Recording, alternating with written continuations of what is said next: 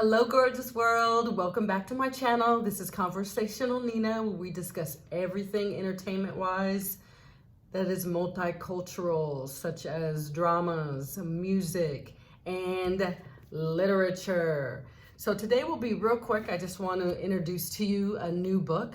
It's not new necessarily to the literature world, but it is new to me.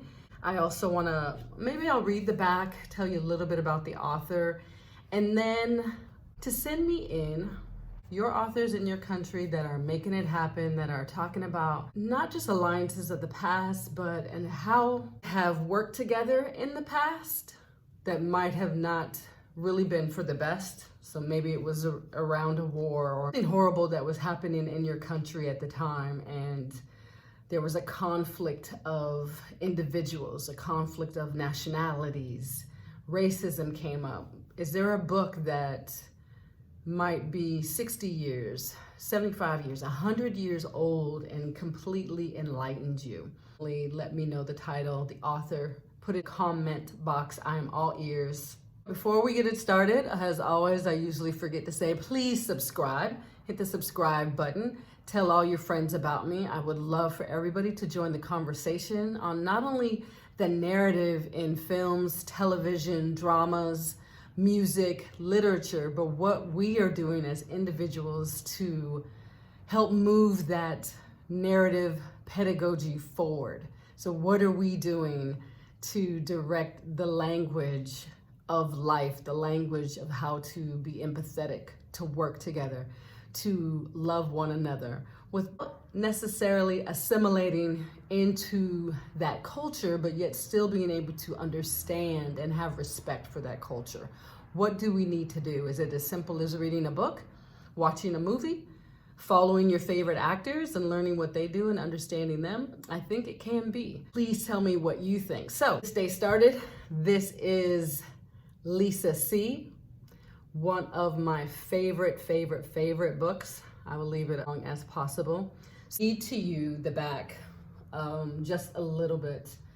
Set on the island of Jeju, the island of sea women follows Mija and Young-suk, two girls from very different backgrounds.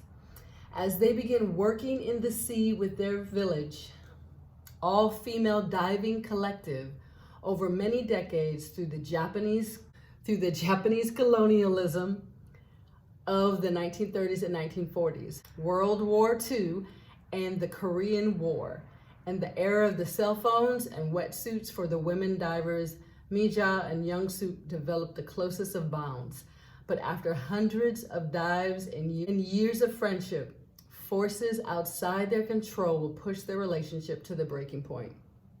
Really one of the best reads. And I will tell you why I thought it was, just because exactly what it says here.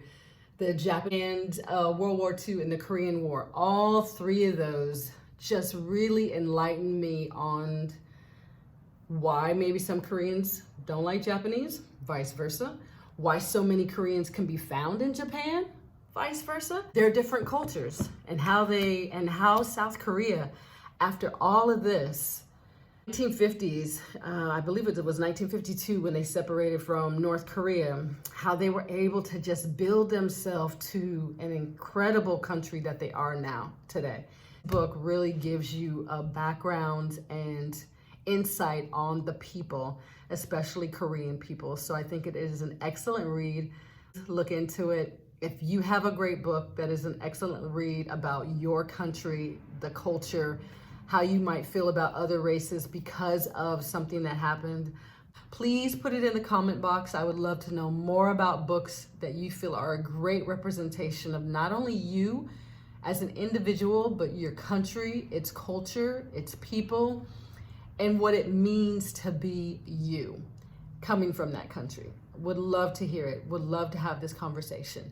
More K-dramas, Mata Amade.